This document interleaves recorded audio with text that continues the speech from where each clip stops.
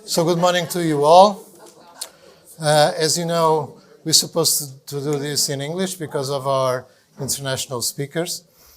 And I must start by apologizing because we have a technical issue which is preventing to broadcast our emission in a proper way.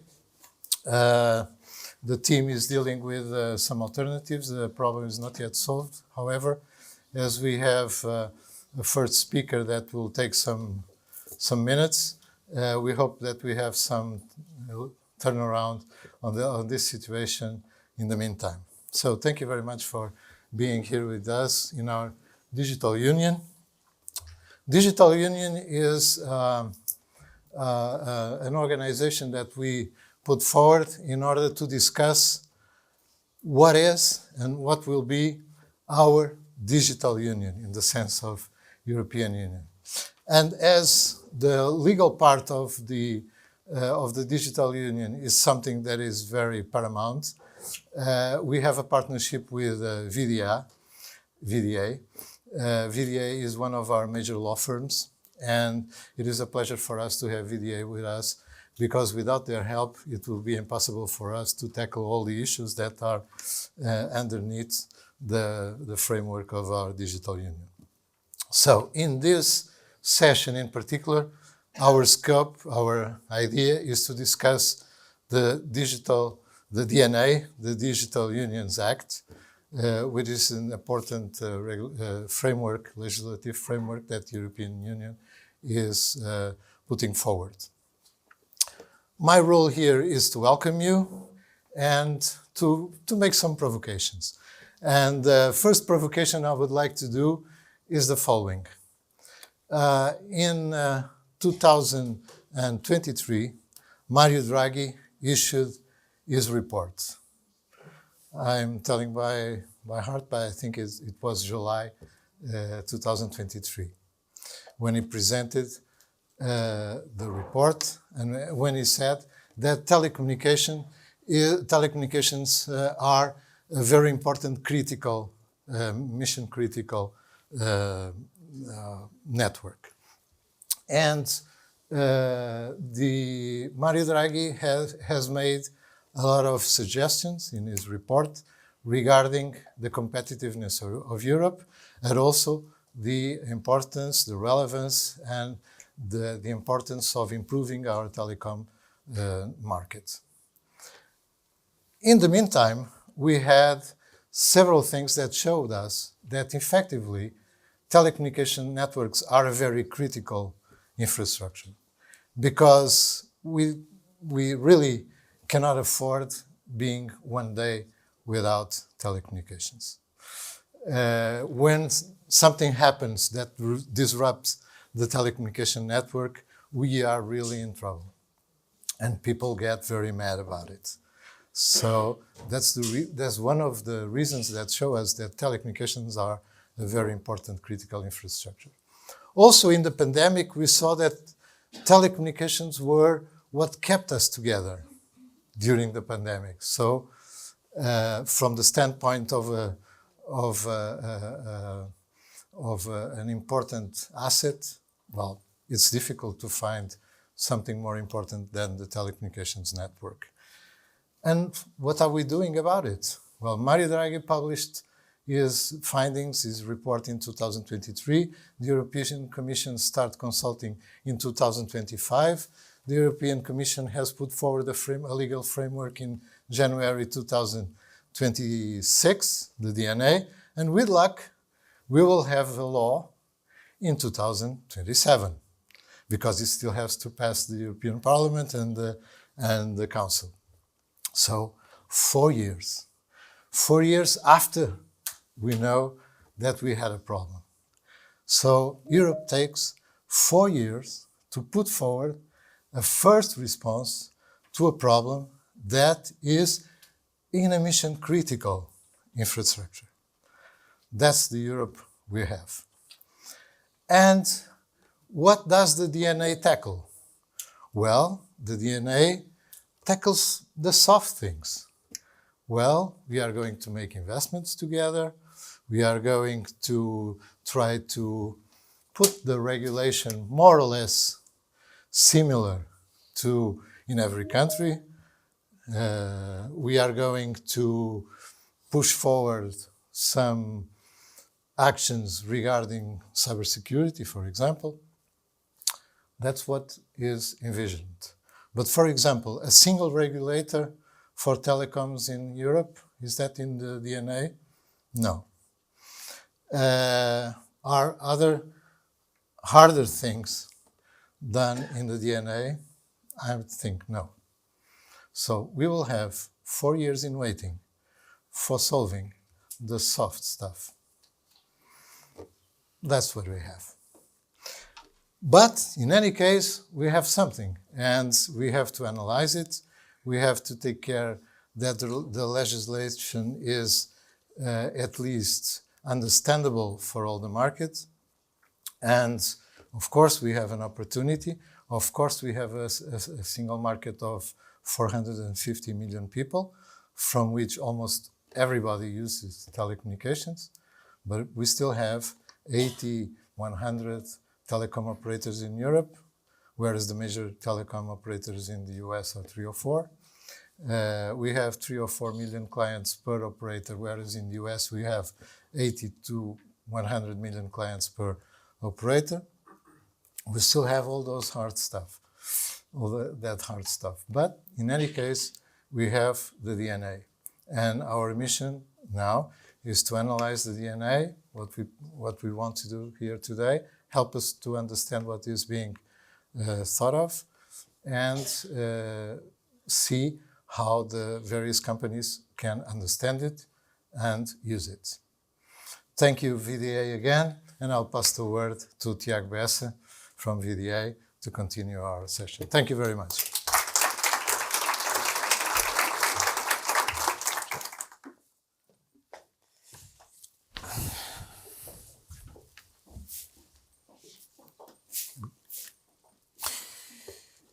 Good morning to all physically present here. Good morning to those that are listening to this event remotely. It's a pleasure to keep this partnership with APDC.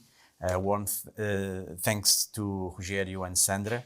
It's our pleasure to keep rolling and almost at our 15th event on the Digital Union. The topic today, of course, was very well introduced by Rogério, the DNA.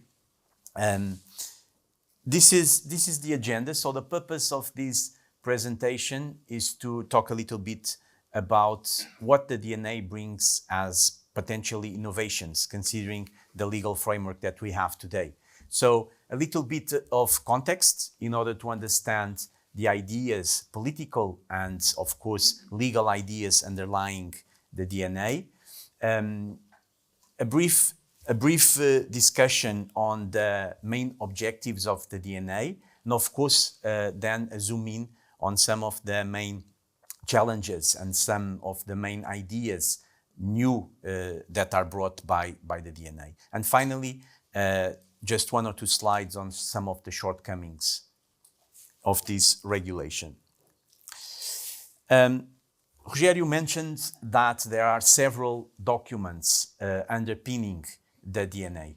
So in order to fully understand what is written in the DNA and what are the main rules and of course the ideas that the Commission put forward, it's very important to understand these documents. Of course, we don't need to read them all. Of course, there are more important documents than others, the Draghi report being very important in this discussion, as it was mentioned by Rogério. But as you can see, this is not a new discussion. So just going back 2 years, we can find several documents that started discussion, the need to have a new act, the need to have a potential revolution in the legal framework regarding the digital and the telecom sector. It's very important to consider these documents, but especially the Draghi, the letter de Draghi and the Início reports, because they paved the way to the DNA, and most of the rules that are included in the DNA, we can find history and context in these 3 reports. So the first major conclusion from these 3 reports was a huge fragmentation in the European Union that in fact undermines scale and investment. Rogério mentioned, but a couple of numbers to highlight this. So in Europe, we have 34 mobile groups, operator groups, and 351 MVNOs, compared with just 3 MNOs in the US and 4 MNOs in China. This means that, on average, a mobile operator in Europe serves around 5 million subscribers, where in the US, a mobile operator serves 107 million users, and in China, 467 millions. So imagine the difference of scale. Imagine that this, of course, affects potential investment. The second key takeaway from these reports is that we need massive investment in order to pick up the pace. Massive investment. Again, a couple of numbers. So in Europe, 56 of European households lack fiber to the premises connections, and 50 households in rural areas do not have a specific connection. 5G, again, population in Europe covers 81% compared to over 95% in the US. This means, and the reports point out, 200 billion euros in terms of investment needed to pick up the pace, to put Europe again at the forefront of the investment in the telecom sector. The Draghi report pointed out that we need new legislation. We need to reset the EU's strategy. So it was the first report to put forward that we need a DNA. The Draghi report did not mention that we need a DNA, but it was clear that we needed a report, that we needed a new act, sorry. There are lots of opportunities. These 3 reports point out lots of opportunities in terms of edge computing, satellite operators, but again, need to simplify, need to implement rules allowing pan-European scale, pan-European operations and services. And finally, and Rogério also mentioned that, telecom is a critical infrastructure. More than 95% of data flows within submarine cables. It's very important to protect these type of infrastructures. These reports paved the way to the DNA. What are the main aims of the DNA and goals? So the main goal is, of course, to create the digital single market. Anyone in this room and those listening to us remotely, we have been listening to the digital single market at least for the past 20 years. It's a mirage.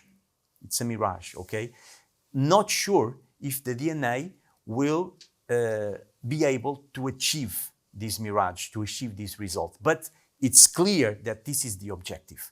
The objective is to promote investment in fiber, to promote investment in cloud-based infrastructures needed in order to reap the benefits of the data economy. The objective is to reinforce coverage of 5G and pave the way to the 6G networks, already a consultation undergoing on this. Simplification, very important word under the DNA, in order to create pan-European operators, allow consolidation, allow perhaps to create European champions to fight in a more global world, perhaps. And finally, resilience and preparedness of electronic communications for natural disasters. In Portugal, we have been suffering from this, as you know, and it's critical that we have the appropriate rules, the appropriate investment in order to address these issues. This is a massive regulation. This is a massive regulation, okay? So the first idea that I want to convey is that this is a regulation different from the European Electronic Communications Code, which was a directive. A directive requires transposition to national law. For your consideration, the deadline to transpose the ECC ended in 2020. only in 2024, the 27 or the 26 member states transposed the ECC. So there was a delay of 4 years. 4 years. Being a regulation, transposition is not needed. So it applies horizontal in all member states. This is a major change. But we are talking about a massive regulation. Listening, just read the numbers. 416 recitals, more than in the ECC. The AI Act was supposed to be complex. The AI Act only has 180 recitals. In terms of articles, 210, more than in the ECC, and way more than the AI Act. So we are talking about a new storm approaching the sector. And it's not an easy storm to cope with, okay? It's not an easy storm. The DNA, of course, has this objective of simplifying. So it revokes, of course, the ECC. It revokes the BEREC regulation. It revokes the radio spectrum policy program and some parts of the open internet regulation and the e-privacy directive. There's this need to simplify. There's this objective to simplify, but we'll talk a little bit more about this. What are the key innovations compared with the ECC? So, in my view, seven very important innovations. Some of them completely new, so new provisions on satellites, completely new provisions on the ecosystem cooperation, the so-called fair share, and also on resilience and preparedness. I will leave these 3 topics for the debate because we have specialists in these topics. They will address these matters way better than myself, and I'll try to zoom in on the other topics. First one, the authorization regime. As you know, right now, operators that intend to offer networks or provide services, they need to comply with the general authorization regime, which is very simplified. It's something that stems from the law and only requires a specific notification. The problem was that it was needed, this notification, potentially in 27 member states. In fact, 26 because Denmark does not have a general authorization regime. So it was needed 26 notifications in order for an operator to provide services throughout the European Union. Big problem, big complexity.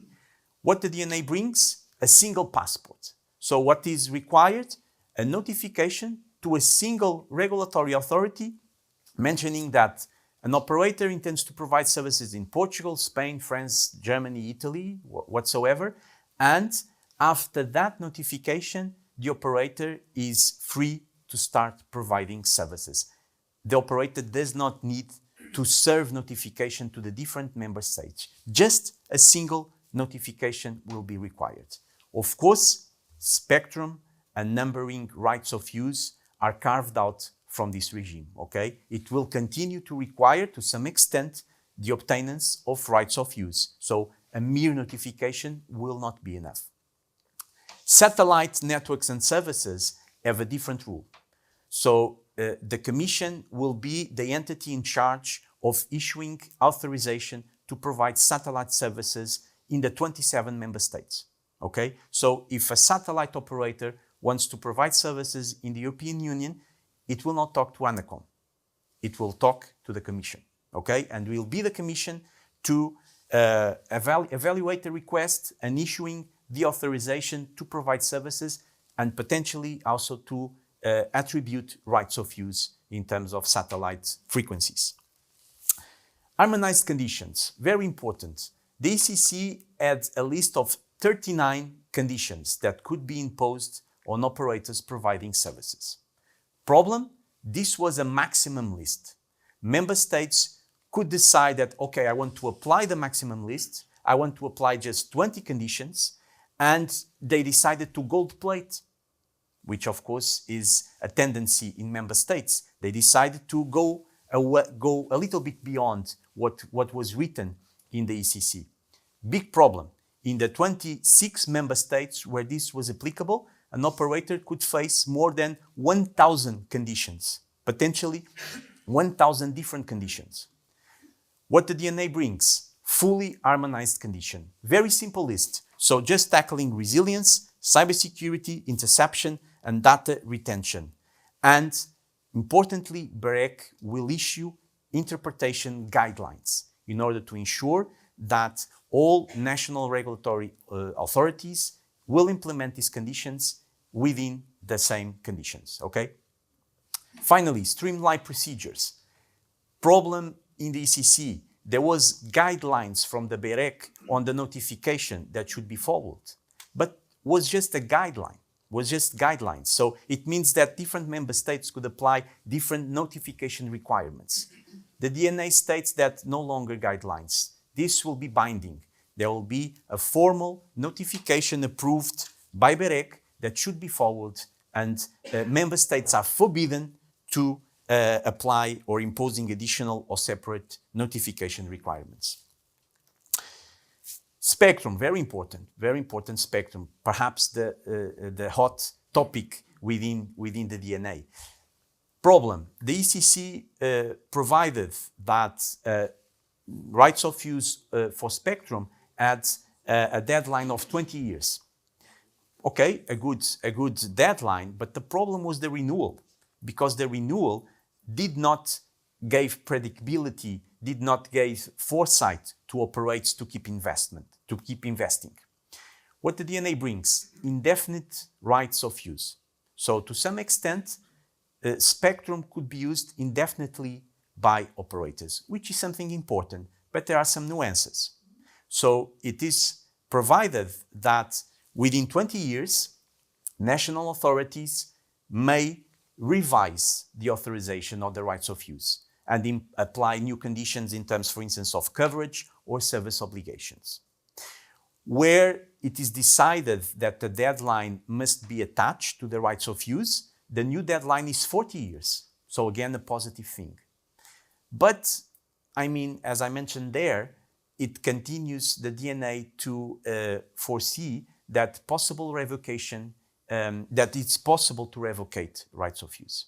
So it's not really indefinite, right? It's indefinite until the regulatory authority decides if they should be revocated or not.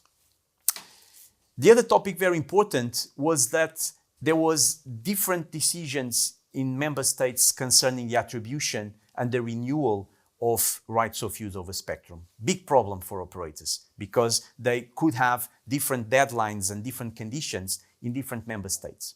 What the DNA brings? A veto power from the Commission, a new veto power from the Commission. So whenever a national regulatory authority intends to attribute or to renew, it must communicate that to other authorities, and the Commission ultimately has a veto power in order to tackle this problem of fragmentation. Finally, use it or share it principle. The ECC had a provision regarding the sharing of spectrum, not really used indeed, not only in Portugal, throughout the European Union. The rule now will be whether you use it or you will be forced to share it, okay? So this is a major change. This is a major change in order to potential efficiency, in order to, of course, maximize the use of a scarce resource that is critical for the competitiveness of the European Union. Market analysis and remedies. So here, the changes are more slight, but substantial, okay? Substantial. The first idea that I want to convey is that different from the ECC, where there was just a proportionality, let's say, requirement, but national authorities could decide from the menu of potential remedies, the ones that will be applicable. Within the ECC, we have 4 stages, mandatory 4 stages. So meaning that whenever the national authority encounters an SMP operator, so an operator with significant market power, it will first need to analyze just the imposition of transparency and non-discrimination, okay? If this is not enough, it can go ahead and consider the imposition of access to passive infrastructure, only access to passive infrastructure. If this is not enough, it can go ahead and consider, so passive infrastructure, we're talking about civil engineering, such as ducts, poles, shelters, and dark fiber. Then it can consider harmonized access products. Very important and something new within the DNA. The Commission will devise access products that can be applicable throughout the European Union. Okay, so no longer access products member state by member state. Okay, this is very important. And just at the last resort, the national regulatory authority can consider other more stringent conditions, such as orientation, such as cost orientation. Okay, so cost accounting, cost orientation. So this is a fourth stage that needs to be considered. The national authority cannot go directly to cost orientation. It needs to surpass all the four stages in order to implement this.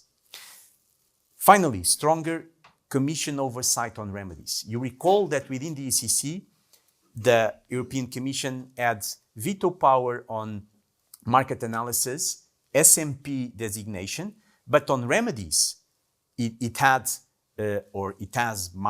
veto, but it requires a double lock veto. So it requires that BEREC shares some of the considerations or some of the views of the Commission on the potentially negative analysis of a specific decision in a member state. No longer double lock veto within the DNA. It's not necessary.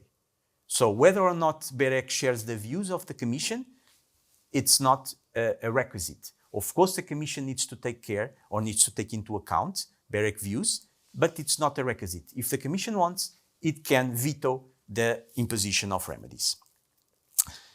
Finally, full harmonization of end-user rights, very important for operators.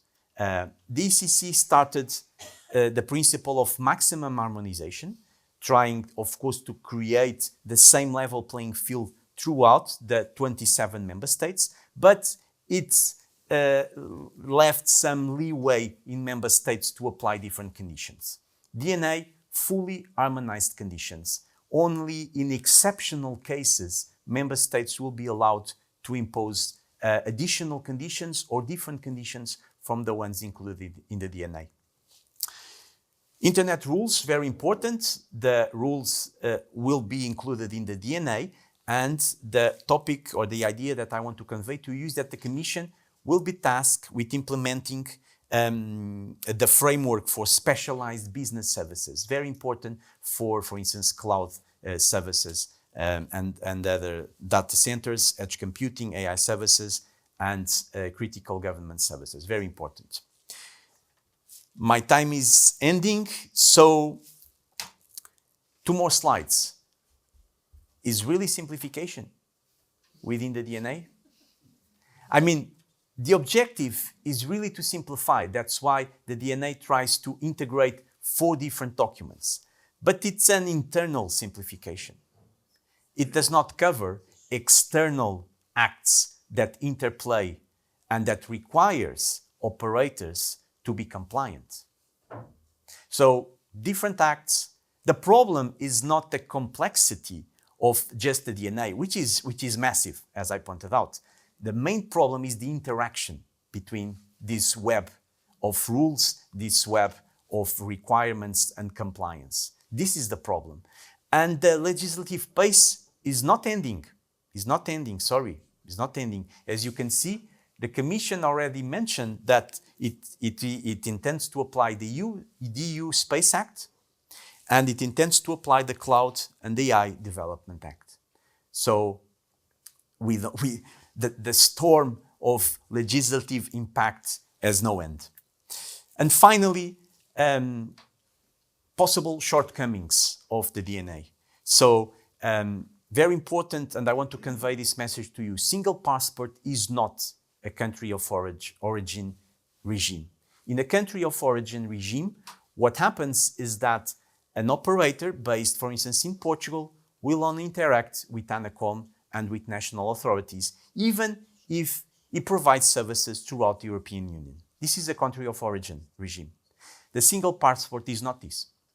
Single passport is okay. We have a simplified notification procedure, but the operator will be required to talk with different regulators in different member states. So he'll be subject to the supervision and enforcement of potentially 27 entities. Okay? So we are way far from the country of origin principle. Heavy dependence on delegated and implementing acts. Never saw this. Never saw this. Just counting the number of implementing and delegated acts provided within the DNA, I counted almost 30 implementing and delegated acts. In terms of BEREC guidelines, opinions and reports, more than 30. Meaning that we will not have a fully framework when the DNA is approved. And I'm sorry, Rogério, it's very optimistic to think that in 2027 we'll have the DNA. Not possible, not possible. So the most optimistic, in my view, is 28, 29, and then we have the implementing BEREC opinions, delegated acts. So we're talking about 2030, 2031 in order to have a full vision of this framework, okay? Spectrum governance. So very important rules, but they remain split. So with the exception of satellite, where the Commission will have, in fact, the powers to issue satellite rights of use, the rest of the attributions, the allocation, will rest in national authorities, okay? And finally, the harmonization of end user is relevant, but we cannot forget that we have an array of different rules impacting the provision of telecom services. That goes from unfair contracts, distance selling contracts. So we have an array of different rules impacting. So this is not, the DNA is not an horizontal simplification, okay? It's a vertical simplification indeed, but in order to fully achieve the digital single market, we would need more. Thank you very much for your attention.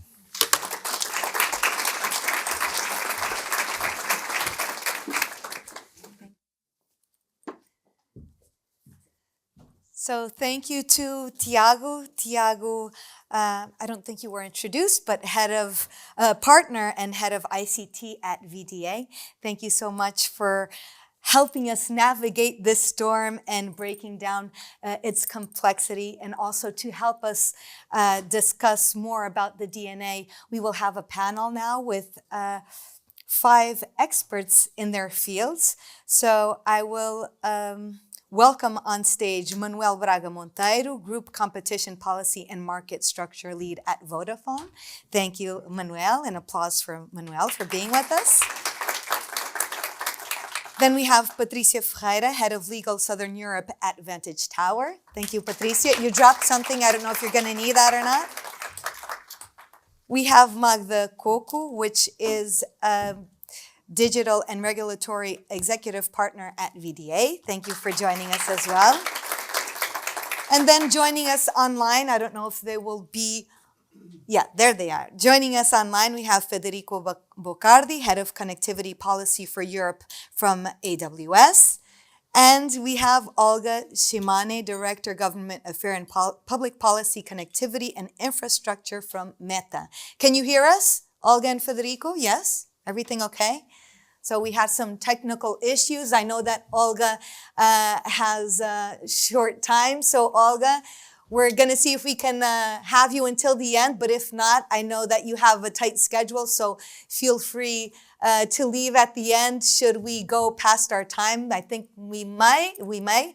I would ask also to put my timer with the correct time so I don't go over time as well. Thank you so much. Now we have an hour. And so let's get started. And I'll start with Manuel. Manuel, Tiago was actually speaking about this mirage called the digital single, or the goal of having a digital single market, and it being still a mirage, and the simplification doesn't seem that simple. And also, as we saw, it's a massive regulation and it's going to take time. So I would start by asking you, so does the DNA truly provide the regulatory firepower needed to reduce the cost of doing business in Europe compared to other regions? Thank you, Cindy. And can you hear everything? Yes. It's fine? Okay, great. Thank you, Cindy, for the question. Thank you to APDC for for having me here today. This is a timely debate. I'm here as working for Vodafone Group. So Vodafone is present in 7 member states, including my beautiful country. But the position I'm giving from a group perspective, so please take that into account. How should I put it? The DNA is welcome. It's an ambition from the European Commission to deliver on the single market, to deepen the single market, also for connectivity. At Vodafone, we don't see the DNA alone. We see the DNA together with the Cybersecurity Act and with the revision of the merger guidelines. We believe that these 3 are 3 pillars that are crucial for delivering the digital single market and allow telecom operators to grow and invest in Europe. From a DNA perspective, let me quote my external affairs director last week at Mobile World Congress in Barcelona. He says that if the DNA may be a positive and evolutionary step and not revolutionary step in the right direction, if the DNA brings us 1 step forward, the Cybersecurity Act brings us 3 steps back. So we, at the end, if both documents are not improved considerably during the legislative procedure, Europe will go back instead of going forward. There are some positive elements in the DNA. There are others that are not as good. We look at the DNA from 3 different angles. So the first angle is the ability to invest and scale up. The second is how the DNA allows all players in the digital ecosystem to innovate. And the third pillar is the one that you were mentioning in your question, the cost of doing business in Europe. And we see some positive moves in the first pillar, in the pillar of ability to invest and scale up. We see the rules on spectrum, as Tiago was mentioning.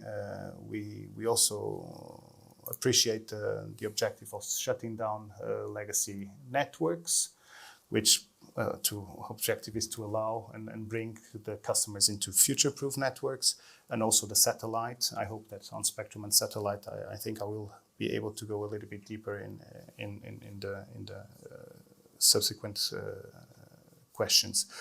But on the cost, on the ability to innovate, really, I think the telco sector remains stuck with old legacy regulation.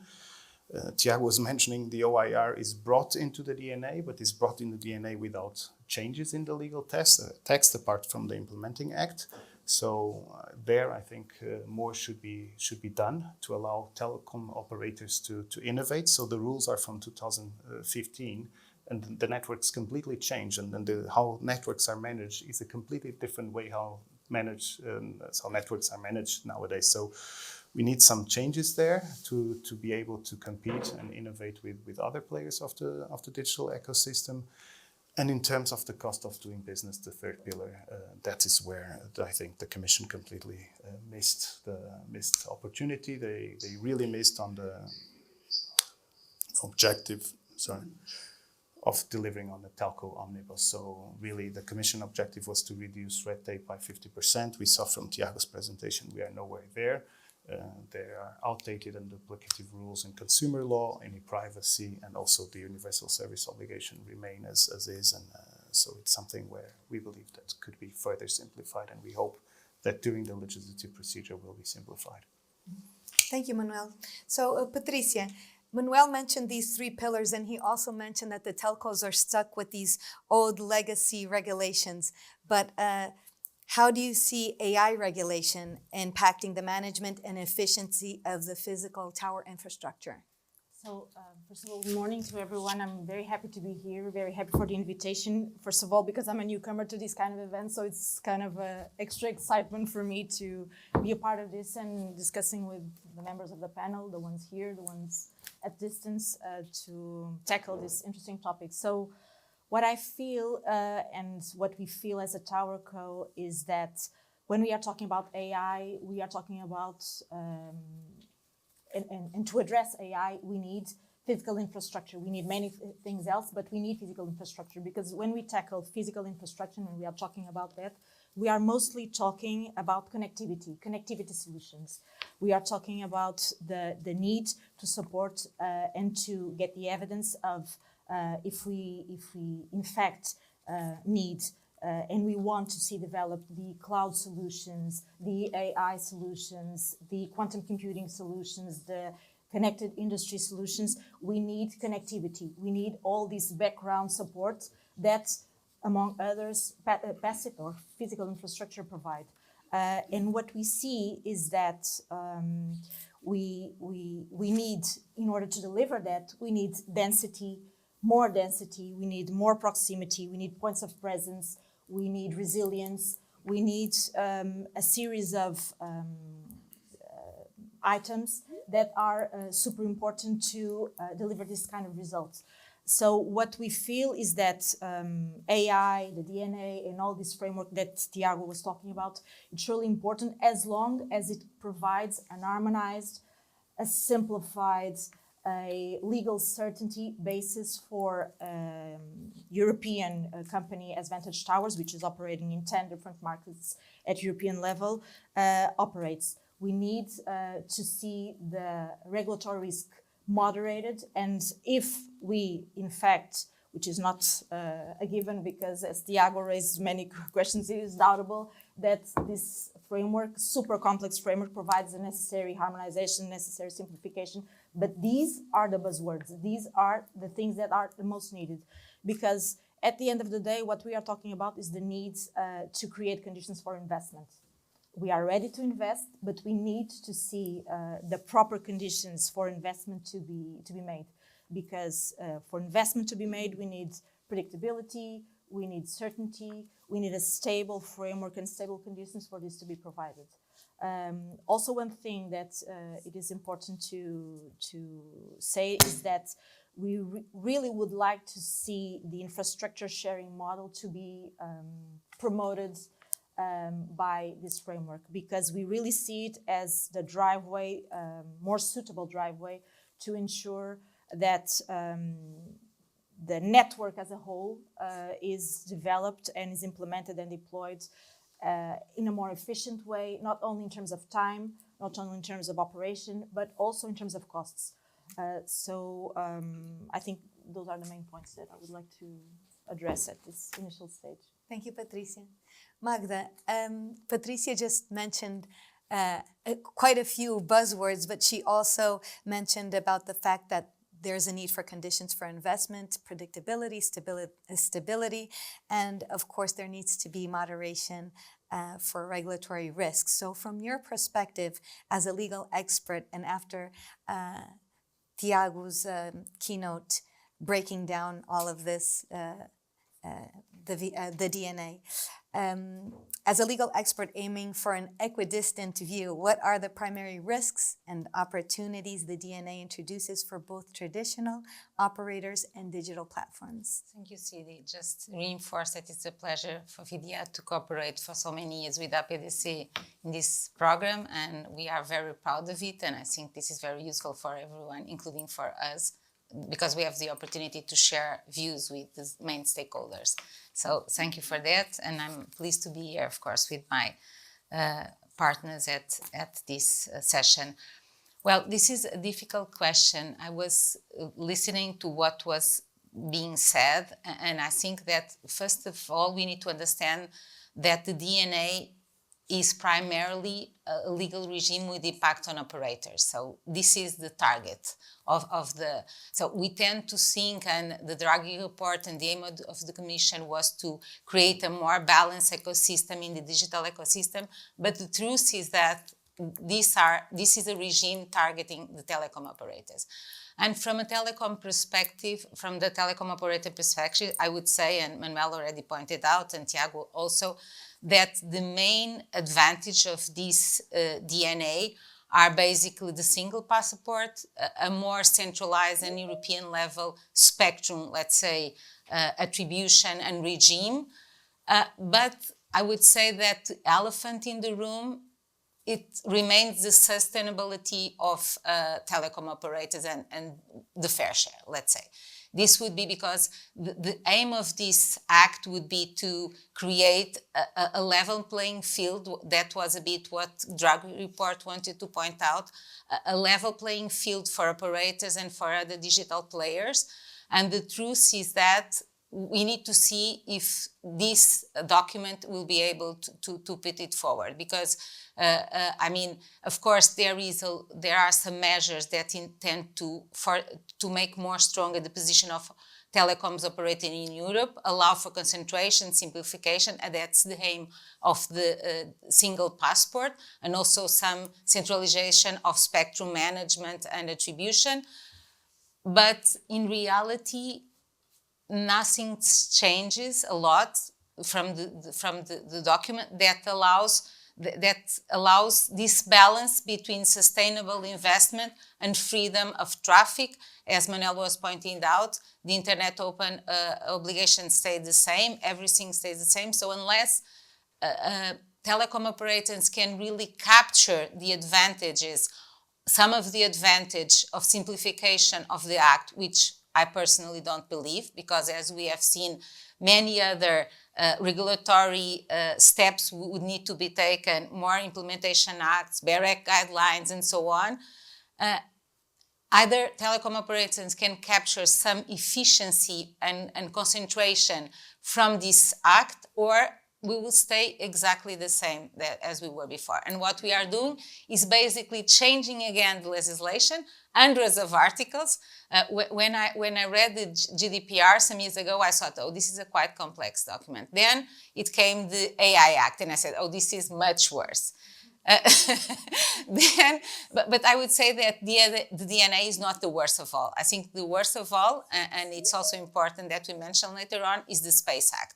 This is really important, and especially in spectrum regulation, we need to understand that there are several overlappings with the DNA in relation to spectrum, but we'll talk about that later on.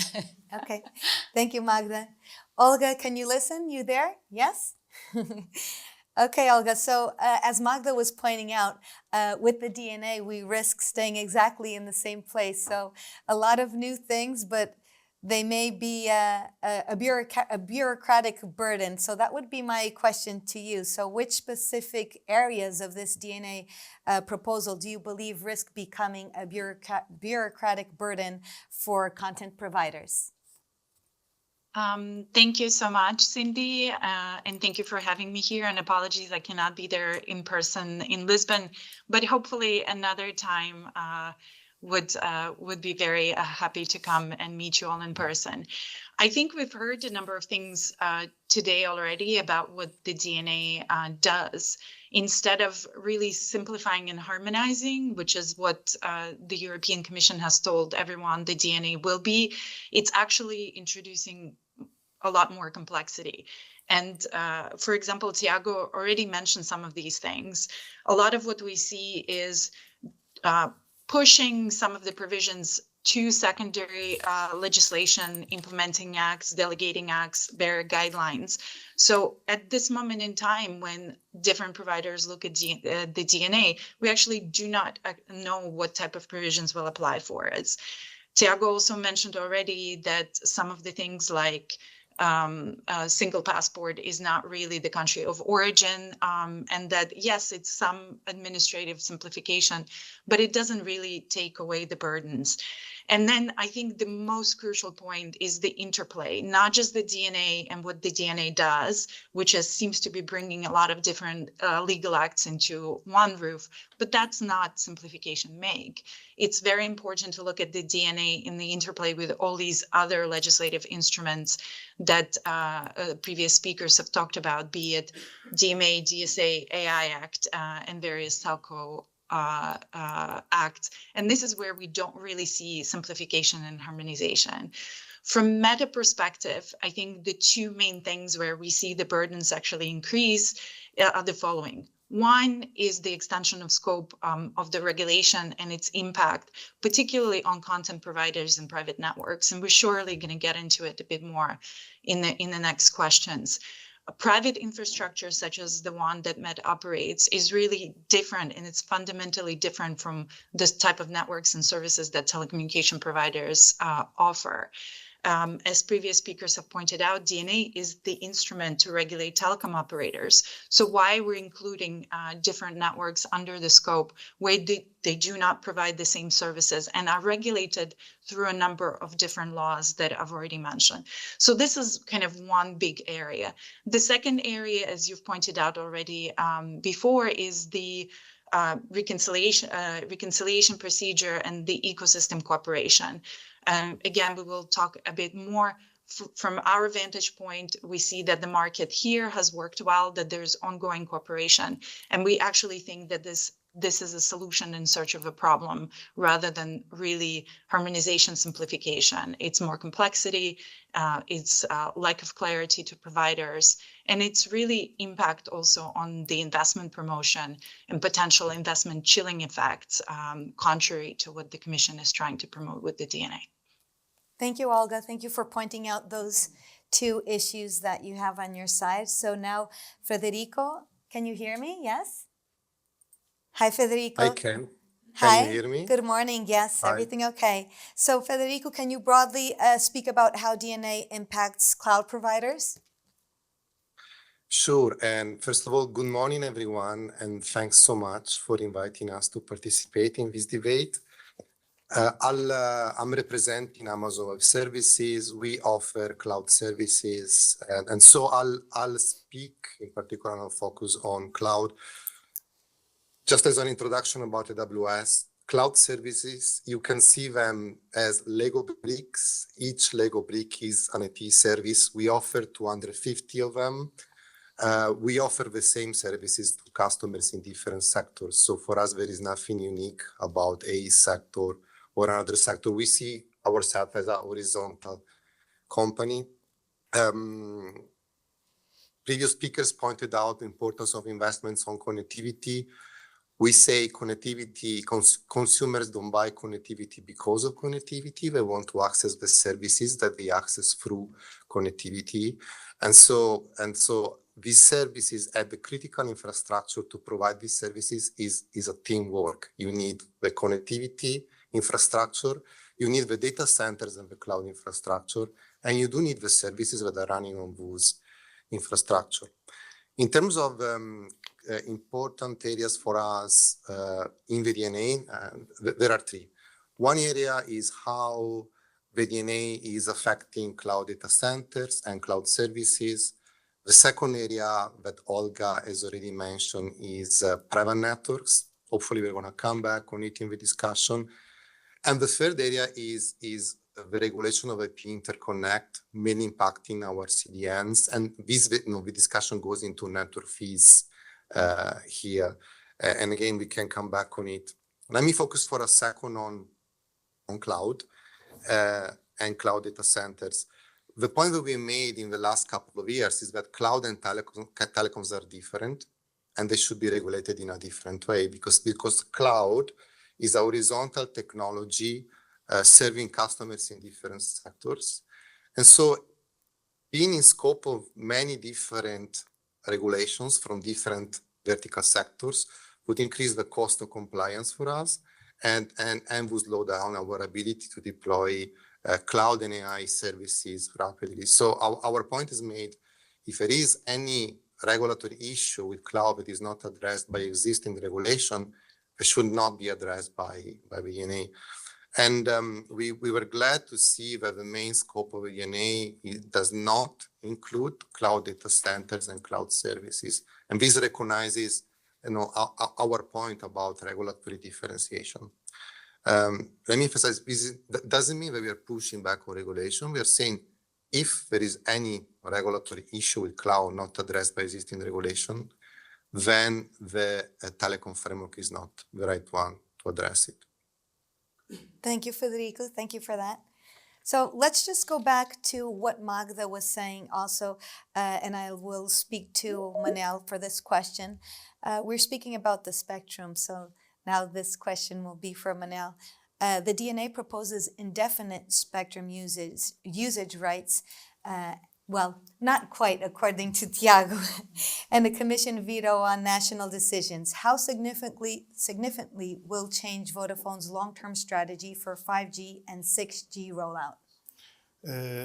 Thank you, Cindy. And indeed, if I can put it like that, the spectrum part is the biggest suite for the industry. I would say is the most positive element in the proposal for the telecom sector. Is crucial for 5G. I don't speak about 6G because I think our investors, if we speak about 6G, they run away from us and they will ask us how we will monetize 5G first. So let's focus on 5G.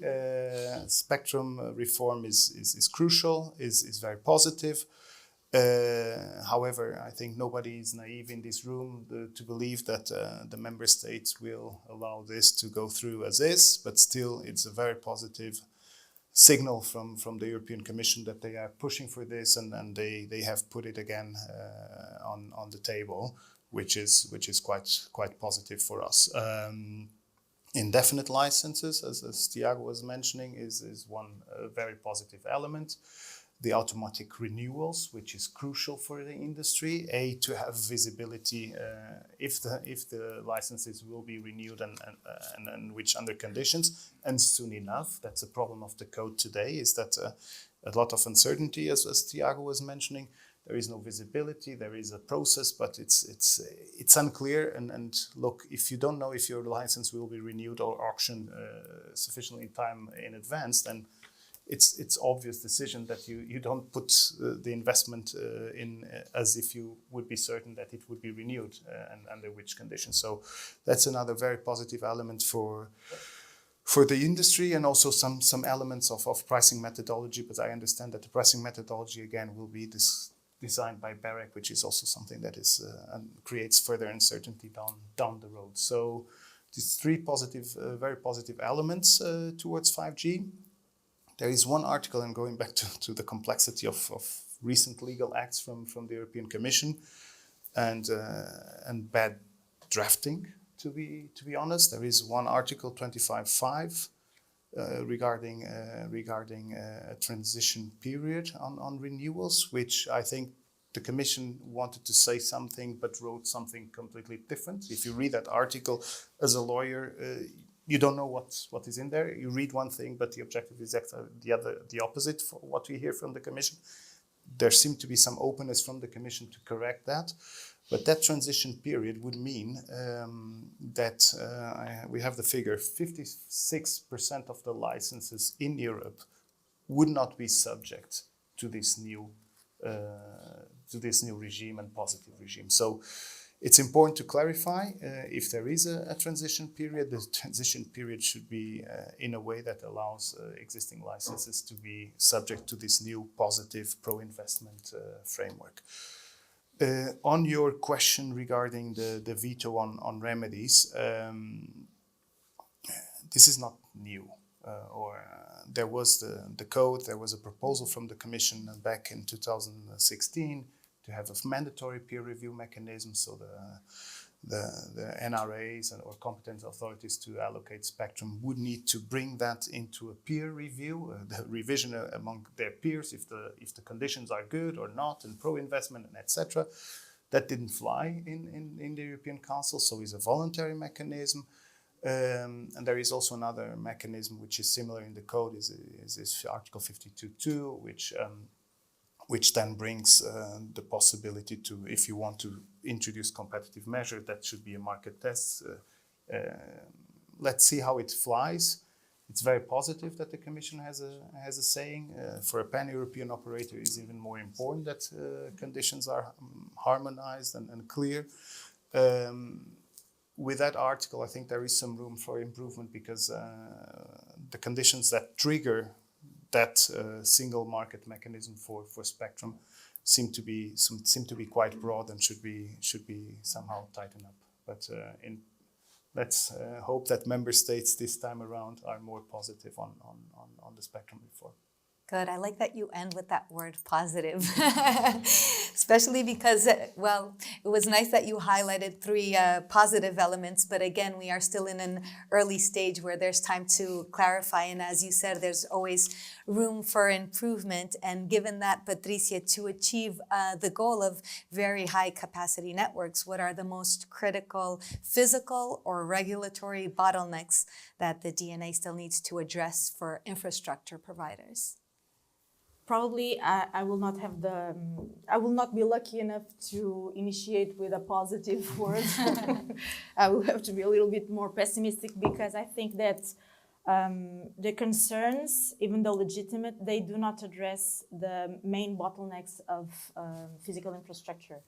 For it to be deployed, for it to be developed and managed. We saw a shy attempt of addressing those bottlenecks beforehand in GIA in 2024, which is in fact an act that is already in force in some extent. We saw that the topic of licensing and authorization for the installation of physical infrastructure in premises was addressed in that act. There was some improvement in terms of harmonizing the conditions widespread Europe. But still, I think that even though GIA was already foreseeing the one-stop shop solution for the licensing topic, it did not address the main topic. The problem is not having all the decision-making in terms of licensing in a single platform that is centering all or focusing all the decisions. The problem is the gap that exists and will continue to exist, because the DNA does not address that topic, between the speed in which the market demands for infrastructure to be deployed in order to provide for market needs, and which is in a very fast pace, which is very quick, and we have to provide a very quick response to that, and the length of the decision-making process when we are talking about licensing, and the number of entities, public entities that are involved in a process, and the need to abide to binding decisions of many local entities which have to be conciliated. We have the CCDRs, we have the municipalities, we have the IPAR and the ECNEF, and I'm talking about the local reality, because still we are in Portugal, even though this is a European framework, but it could be probably easier for us to understand. That is the biggest gap, and we saw this massive problem while we were tackling the process of 5G coverage obligations, which was a process that was super demanding in terms of widespread coverage throughout the Portuguese territory. We were handling with super tight schedules, and even though we had this regulatory pressure for all the players in the ecosystem to deliver this coverage, we had to cope and to tackle all the difficulties that were coming from very lengthy decision-making process coming from public authorities, which were not in line with the need to speed up coverage, the need to speed up for connectivity solutions, the need to have density and to have points of presence and proximity to users. So this is a bottleneck that still exists. Another bottleneck that I would like to address is the topic of energy, because systematically we have seen several successive vagues of legislation coming from the European Commission, tackling the topic of single market for communications and digital, but we kind of missed the track, or the European Commission has missed the track of the basis, because in order to deliver all of that, we need to have a priority access to the connection to the energy grid. None of this works if we do not have this close connection, this priority foreseen in legislation, because we really need for that to be ensured, because otherwise, if infra providers that have MNOs as their major clients have to speed up in their responses, they cannot provide a response if they are not connected to the grid. And this is important to cover white areas. This is important to cover rural areas, low density areas. So we seem to forget that energy is a huge, huge element in all this ecosystem. And we see another vague of legislation coming in, still to be discussed and still in the beginning of the process. But once again, we see this point missed. And it's not good. And in fact, I think that the major catastrophes that we have seen some weeks ago, they even enhance the huge importance of energy in all of this. So we cannot deliver any of this that we are promising, the high-tech complexity solutions that we want to deliver to companies, to users, without having this super basic points guaranteed. So those are for sure the major bottlenecks. Thank you, Patricia, for highlighting those two main issues. And it always comes down to legislation, Magda. That's why you're here with us on this panel. And it seems like the panel is full of some good news and some bad news. We're sort of on a roller coaster at the moment, right? So regarding the fair share debate and the ecosystem cooperation rules, what do you see precisely as the good news and the bad news for the different players involved? That depends on the side you are. So just for the benefit of everyone, because Tiago didn't have time to explain what we have in the code, and for those who haven't read, which I believe it's most of you, because it's a difficult document to read. So and as soon as I received the document, the first thing I was trying to seek was how was the fair share addressed. So the fair share was a discussion that started some years ago and mainly was mostly expressed in the white paper that the Commission published in 2024. And what you need to understand is that there is no financial contribution obligations from digital platforms to telecom operators in relation to investment in networks. This was what this document, this white paper, envisaged as a possible outcome. There were many discussions. I was involved in several forums international discussing the several models of fair share. How can we solve it? And one thing you need to understand is that the DNA does not set for a fair share. What does it do? It basically creates three mechanisms. The first one is that BEREC will need to approve some guidelines on the articulation of the ecosystem. It's called the Ecosystem Cooperation Guidelines. So these guidelines will cover several obligations that go beyond the terms and conditions of the DNA. So things like efficient and economically sustainable IP traffic, deliverable, service level agreement, traffic pattern information sharing, data compression practices to reduce energy costs. So these are guidelines that BEREC will approve to guideline discussions between digital platforms and telecom operators. But there is an important statement in the DNA that this relation should not lead to an unbalanced economic and sustainable investment for network operators. So we don't have nothing that is compulsory, but we do have some principles in this context. The second mechanism is the voluntary conciliation procedure. This meaning that each party, either telecom operators or digital platform, can resource to the authorities in order to solve economic or technical difficulties that they would have in negotiating interconnection agreements and peering agreements. And the third mechanism I would point out as a very important one. It's more, let's say, prospective, but it's a reviewing clause.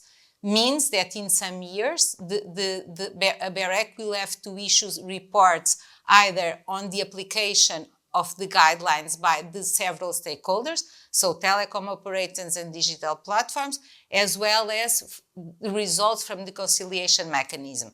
And after the analysis of that report, then the Commission can decide what to do. So this means that the topic is not fully closed. It's not included in the DNA, but it's not fully closed. What does this mean? This means for digital platforms, again, in the sense that they do not have to contribute financially to the telecom operators. And for telecom operators, of course, this is a solution that stays a bit beyond what they aimed for, but this means also that the debate is not closed, so it will continue. And in fact, these mechanisms could really leverage a bit the negotiation and the conversation between the digital platforms and telecoms, but we'll see how it goes. It's an approach, a compromise, let's say, let's see. Also, I would be interesting to listen also the perspective of the telecom operators and the digital platforms. Thank you, Magda. Now? No, I don't know. You decide. Yeah, maybe you leave it for the second coffee break. Okay. So thank you, Magda, for pointing out those three mechanisms. And now my question is for Olga. One of the mechanisms that Magda touched on was the ecosystem cooperation. And I would like to ask you, how do you evaluate the proposed reconciliation procedures for ecosystem cooperation? Thank you so much for this question. Well, you won't be surprised that I will push back on some of the things that Magda have just outlined. We understand reconciliation procedure as, intention to have better dialogue and faster problem solving. But we fundamentally think that this is a solution in search of a problem. There's no need for dispute resolution from our point of view. And in practice, even though on paper this instrument may look as a voluntary, it is a quasi-mandatory instrument, because if it was truly voluntary, why are we legislating through a piece of regulation? And why do we have a reviews clause, which is sort of like a sword hanging over operators? Let me unpack that a little bit. From our perspective, we cannot look at the ecosystem just from the point of view of telecom operators. At the end of the day, it's an ecosystem that has different sides to it, and it's a relationship that's symbiotic. Meta is not in the business of providing connectivity to customers. We're in the business of providing content that consumers are interested to use. So we invest very heavily in this content in our platforms and increasingly in new AI services and tools. And this is, leading to demand from users for high quality, high speed, good connectivity services, which telecom providers are able to monetize through subscriptions they sell. So this ecosystem, we're mutually dependent on each other. We provide content.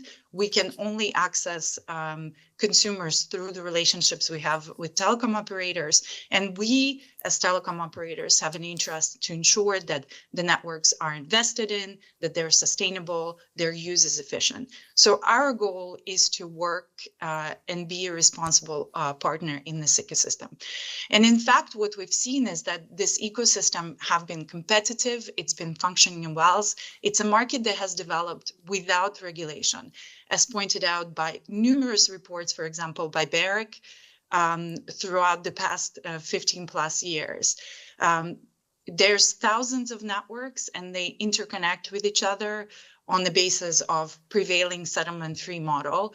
And again, this is a healthy ecosystem. Even when the DNA was announced, I recall the Commissioner Virkkunen pointed out that they don't see a problem and the dispute resolution is just to advance it.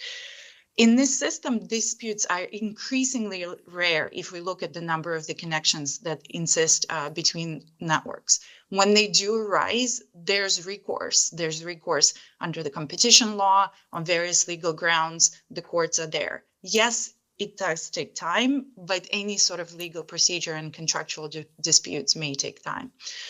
What we worry about when looking at conciliation procedure, that it's actually an easy instrument to convert into network fees.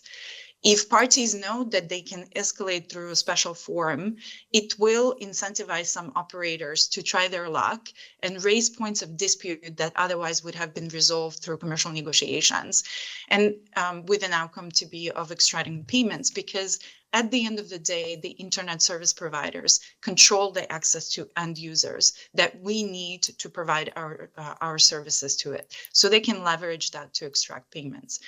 Again, referring to a lot of the evidence collected by various regulators in Europe, including BEREC, they point out that the instances where we have seen the rare disputes is precisely those situations where an internet provider has attempted to leverage its termination monopoly to extract payment. Again, this is not just about big tech or big telco. This is going to affect the entire ecosystem. Plenty of other content providers, smaller telco operators. So we are concerned about how it's going to impact net neutrality, how it's going to impact consumer choice and the content they can reach, and how the day-to-day functioning of the internet ecosystem will work. So to us, this is the mechanism that we look at with caution, and of course we'll be closely engaging in the debate to see how it evolves. Thank you, Olga. Federico, Olga was speaking about impact, and I will also ask you if you can speak about how general authorization impacts the networked connecting cloud and data centers. Actually, I wanted to go back to the previous questions. You said you like the debate, so let's have some debate. Yes. And look, going back directly to the introduction, I heard some claims, some broad claims that were not substantiated by any numbers. So I wanted to go back to the numbers. So one claim is that there is a problem with connectivity in Europe. It needs massive investments. So let's have a look at it. So according to studies, including studies by Plum during the last summer and others, it's not that Europe is lagging behind on connectivity. There are some countries in Europe that are doing very well, some countries in Europe that are not doing very well. And so if you look at Spain, France, Sweden, Portugal, their metrics are much above other countries in Asia or Americas, including the US. Portugal is doing very well. So in Portugal, there is already 98.72% 5G coverage. That's a 2024 number. So very, very well into achieving the objective of 100% coverage. One could say this is not 5G standalone. Others could say, okay, what is the problem that 5G standalone is solving? The reality is that 5G coverage is already very good today in Portugal. FTTP coverage, 93.2% in 2024 in Portugal.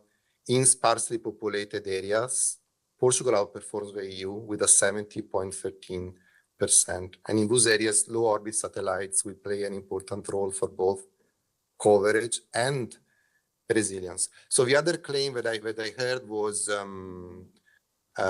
massive amount of data requiring investments in networks. So again, let's look at the number.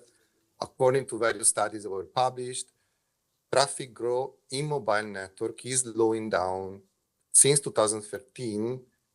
Since 2013 has been slowing down in average, going in 2024 to a 15% increase year on year, 15% increase year on year.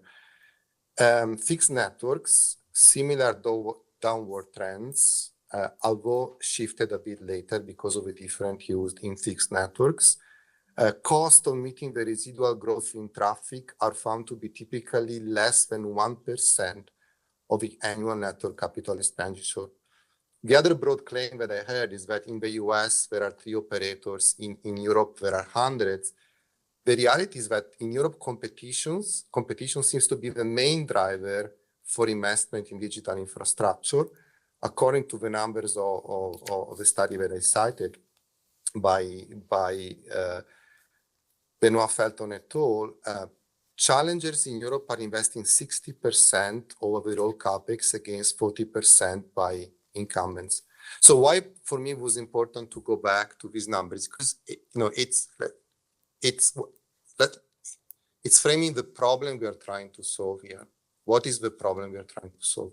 Now, on network fees, my key point is that this is not about telcos versus so-called large traffic generators or large OTTs. This is a broad impact. The way we are impacted as Amazon Web Services, the way our customers are impacted is via an extended general authorization to content delivery networks. Mada, you might need to add that into your legal analysis, because this is another way network fees could come from. So let me dig into it. We distribute via our content delivery networks the content of thousands of European businesses. They use our services to cache the content close to end users. And so it's not only video companies, gaming companies, increasing universities, public institutions, small startups are using content delivery networks to cache content close to end users. To do so, we need to peer, we need to connect with telecom operators. It's where we connect our networks, either directly via peering or indirectly via transit. We do not connect only with 6 or 7 large telecom operators. We connect with thousands of organizations. Very often it's informal. So we receive an email, they're asking us to peer, and if you know it matches our requirements, we peer, and our requirements are public. So there is nothing hidden about it. This mechanism is working very well. There are millions of peering agreements in Europe, and according to studies that also Olga has cited, there are only 12 disputes, so less than 0.001%. I challenge all of you to find a market that works better than this one. So I'll close by why this is concerning for us, why this is concerning for our customers, and at the end of the day, why it might lead to lower quality of services and high cost for end users. Well, a regulation of IP interconnect that is based on a framework that was introduced 30 years ago for so-called call termination, it doesn't work for internet traffic that is based on transit and peering. It would allow telecom operators to leverage their termination monopoly to extract payments from CDN providers, and CDN providers wouldn't be able to keep the same costs with their customers. There is also a competition aspect in the sense that telecom operators are delivering their own CDN, content delivery network services, that, especially vertical integrated telecom operators. So effectively, this would force our customer to use their content delivery network services, right? It would be, because it would be eliminate transit alternative, peering cost will be high. And so I'll close by saying this is not a concern that is only raised by Amazon or Meta or others. Last year, 84 organizations and civil society groups, including consumer associations, sent a letter to the Commission explaining why a regulation of IP interconnect would harm, and here I'm citing their word, European consumers, businesses, digital rights, and the sustainability of the creative and cultural sectors. Thank you, Federico. Thank you so much for coming back to us with those numbers that, of course, are important to share. I still have a bunch of questions, but I have 10 minutes left. So instead of making my questions, I will probably come back to you all and ask you your final notes, something that you want to add, that you would like to share, or that you would like to be seen addressed and changed in this Digital Network Act, now that we are still in the baby steps of the process, 3 to 4 years, right? 2 to 3 years. So Manel, I will start by you. Okay, then I wanted to briefly touch upon satellite, but then I think Federico triggered me, and I will quick react to Federico, and then very quick. Okay, in studies, we have studies for all the flavors. So you have a menu. Okay, you have this message. Okay, you hire a specific consultant that will tell you what you want to tell. On the other hand, the other one will tell you other things. The thing is, there is a state of the digital decade in Europe. and from the European Union. And what it says is that Europe and Portugal, this beautiful country again, that I am allowed to live again here, it's great on fiber, it's great on 5G, but it's an exception. It's a small rectangle at the ocean, as we say, and many other countries are lagging behind. Economic drivers from Europe, like Germany, Italy, are lagging behind on both, on fixed and mobile. And the thing is, on mobile, it's important to have standalone. Standalone is we know that 5G not standalone is sometimes even worse than 4G. So the big innovations are coming and will come from 5G standalone. And if you don't have 5G standalone in Europe, I don't have the figures here, but I think only 2% of European consumers are on 5G, compared to, I think it's 60, but don't quote me, 60 in US and 80 in China. That makes a difference. When these networks are there, innovation will happen where these networks are present. And they are not present in Europe, and that's a problem. On satellite, as I said, it's one positive element from the DNA. We have high expectations as Vodafone. We are in a specific point because we have a joint venture with a satellite company that we really see as a business opportunity, not only for direct to device in remote areas, but also the storm in Leiria was already mentioned here. We had the blackout last year in Portugal and Spain, and this can be used as a resilience and backup for mobile connectivity. And I will stop here because I had much more to say, but as wishes for the DNA. But I'll pass the word to Thank you. if Patricia. I assume Patricia.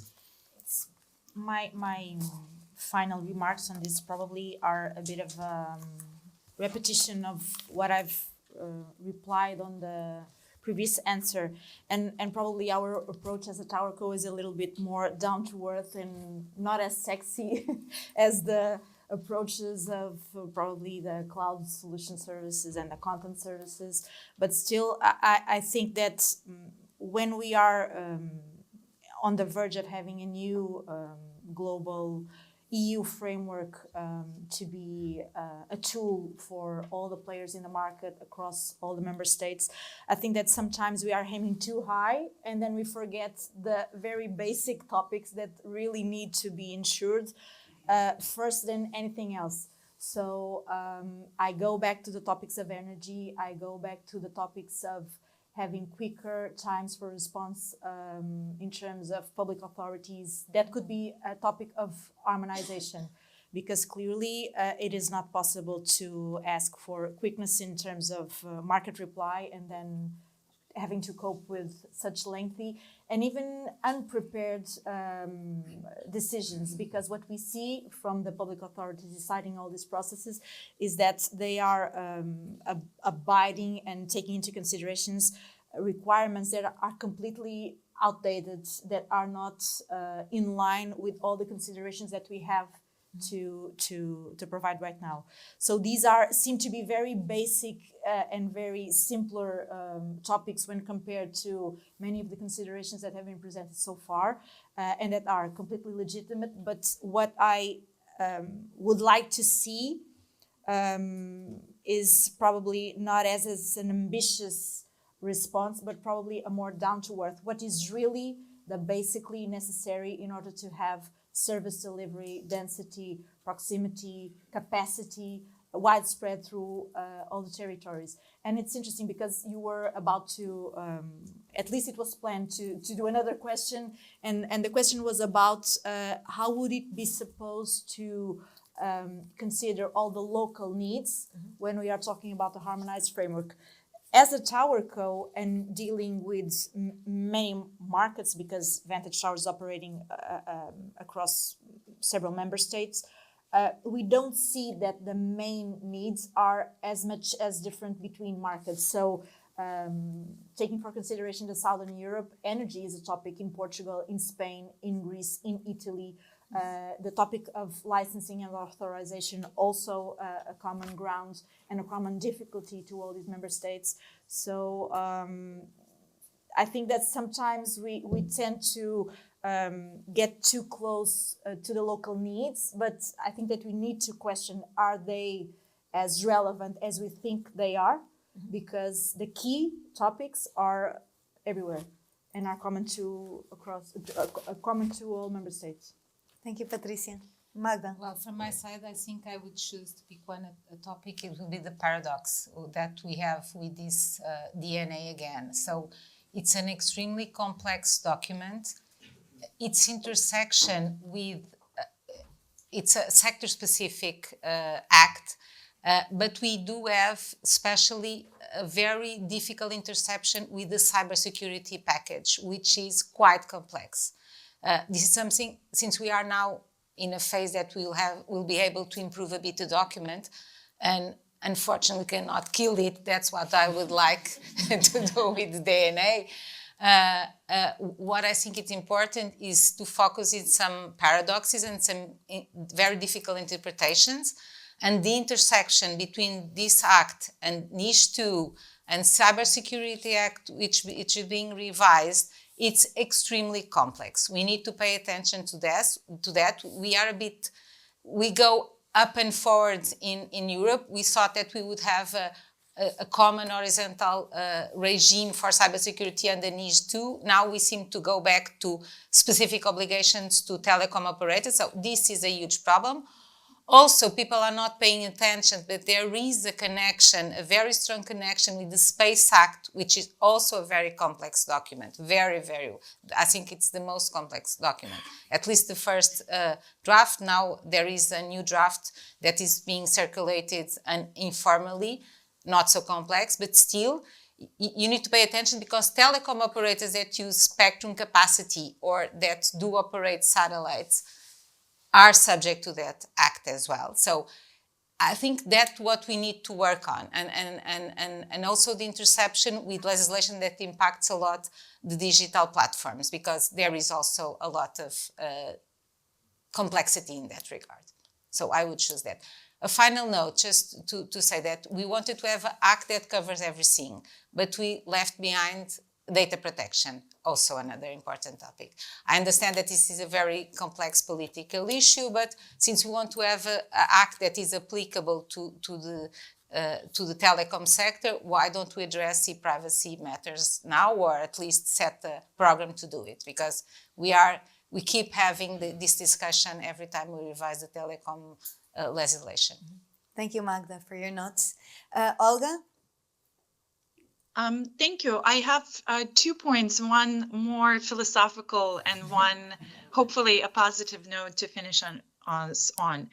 Historically, the Commission has correctly made policy based on market study and evidence, and where intervention is required, policymakers try to target only what is essential to fix that problem, and with policy instruments that are targeted and proportionate, and recognizing the various characteristics and the roles of the players in point. I think we need to recapture some of that. We need to continue this practice, and we should try to avoid fixing things that are not broken in the regulatory system. And we should definitely avoid trying to fit an ecosystem in the regulatory system that was actually designed to address telecom monopolies of 30 plus years ago. The world has moved on, and I'm sure my colleagues on the panel will agree to it. So that world had a specific set of problems and goals. The world today has different problems, so the solutions need to address to it, rather than extending regulation and trying to regulate all players, since one one-size-fits framework that doesn't recognize the diversity of the player. So that's a more kind of philosophical call of that we need to recapture that notion. A positive one is that I think all of us recognize that digital infrastructure and digital connectivity is absolutely crucial in today's world. And I just want to leave you with the notion that we as Meta, and I'm sure a lot of our peers and content providers, recognize that we're all are interdependent. We're taking our responsibility very seriously through things like investing in our own infrastructure and bringing our content from data centers to subsea cables to our edge network as close as possible as we can to telecom operators, so as to liberate them to invest in access networks and networks that are closer to consumers. We're also taking our responsibility seriously to work closely with those operators to show them the historic trends of use in our platforms and services, and to see where we can optimize the exchange of traffic, be it through video optimization, and addressing both the network topology and network requirements, as well as through really innovating around new video compression techniques, etc. And finally, we also are now providing new AI models and new services, which we also feel that our ecosystem and the telecom operators can benefit from it. So again, a hopeful note that I think there's plenty we can work on together, rather than focusing on the fights and kind of regulatory dilemmas in the DNA. And I'll leave you with that. Thank you, Olga. Thank you so much for that final and positive, optimistic notes. Federico, what are your final thoughts? I'll build on what Olga said. It's important to start from what is the problem we are trying to solve? What is the right tool to address this problem? When impact assessment, is the solution I'm proposing is really helpful, or does it create problems in other areas? And so, and in particular for Portugal, where all the indicators on connectivity, mobile and fixed, are very high compared to other countries, and this is according to the Digital Decade report. And so, and I'll give you an example on what I mean when I say it's important to address problems that exist with the right tools. The article on general authorization has a very vague language. It could capture private networks connecting data centers from many different sectors, finance, healthcare, energy industries, and without any justification, without any demonstrated market failure. There is a push for resilience and security, which it's very important. We fully support this push for resilience and security. But when the DNA probably is not the right tool, networks connecting the cloud data centers are already in scope of NIS2.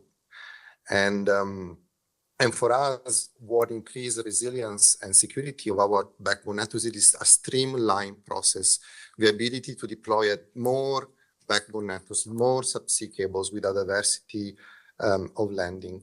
And so really thinking about what is the right tool for resilience, is the DNA, is the NIS2, and in addition to what the DNA is proposing, is there something more we can do to streamline permitting, to accelerate deployment, to accelerate maintenance and operation of backbone networks, in particular subsea cables?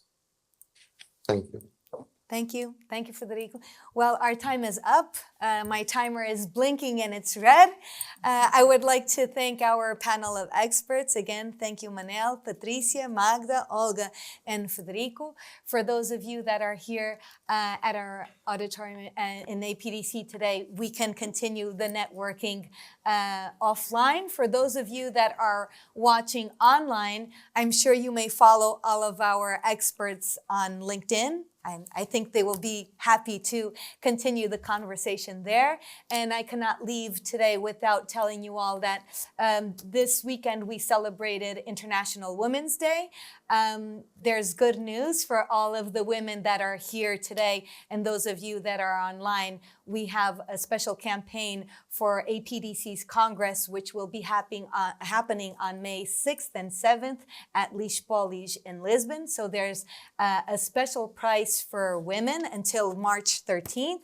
Actually, the money from the tickets will go to one of APDC's awards called Women Shaping Tech that invests in initiatives that bring more women to STEM. So for all of you, I would like to leave that note and also let you know that we have an early bird campaign with tickets for the Congress with a 30% discount. So we will have the QR code around, I think, before you leave. So if you want to scan that, I hope to see all of you at APDC's 31st Digital Congress on May 6th and 7th again. And thank you all for being here. And thank you to VdA for teaming up with us once again. Thank you.